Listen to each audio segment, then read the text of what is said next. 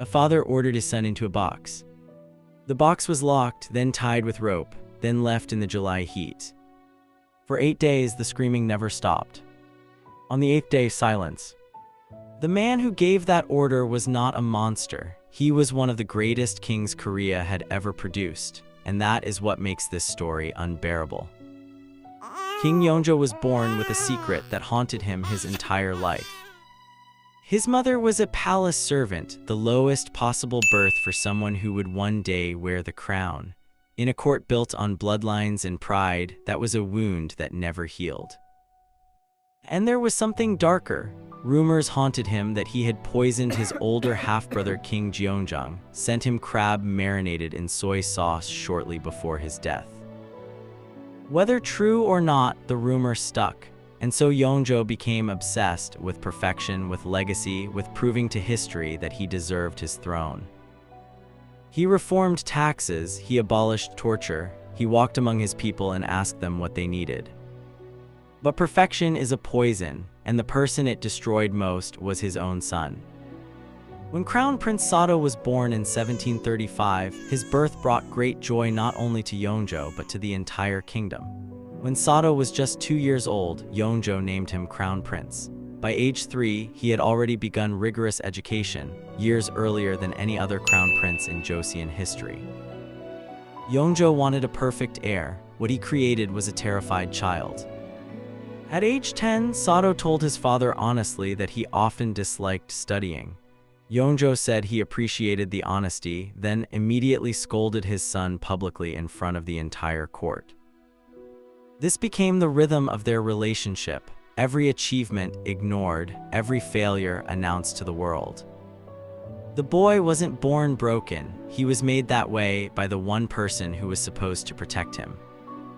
By his 20s, Crown Prince Sado was unraveling. In 1757, King Yeongjo's wife died. Sado had been close to her, and her death led to a devastating deterioration in his mental health and his relationship with his father.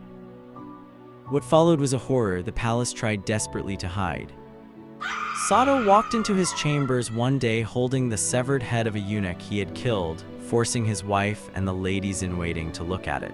The killings became regular. Bodies were removed from the palace daily. When asked by his father why he behaved this way, Sado gave an answer that is impossible to forget. "My anger," he said, "can only be soothed by killing something or someone." He knew he was sick, he said so himself. He called it a disease, but no one helped him because in the court of Joseon, weakness was more dangerous than madness. On July 4, 1762, Sado was summoned before his father. "Father, I was wrong, please forgive me," he begged, kneeling and weeping. The king stared at his son and said nothing. By court rules, the body of a royal could not be defiled. If Sado were executed as a criminal, his wife and his son, the kingdom's only direct male heir, would also face death. Yeongjo could not destroy his dynasty to punish his son. So he found another way.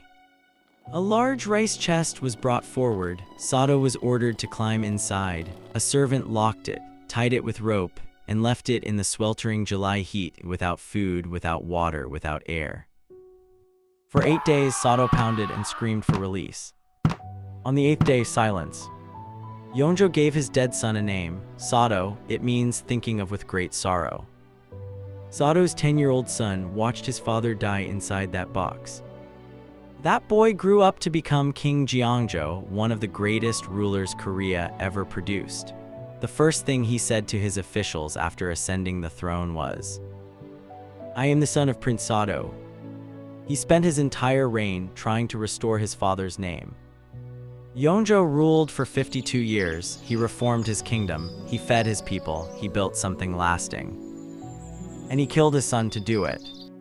History rarely gives us heroes. It gives us humans, brilliant, broken, and capable of both.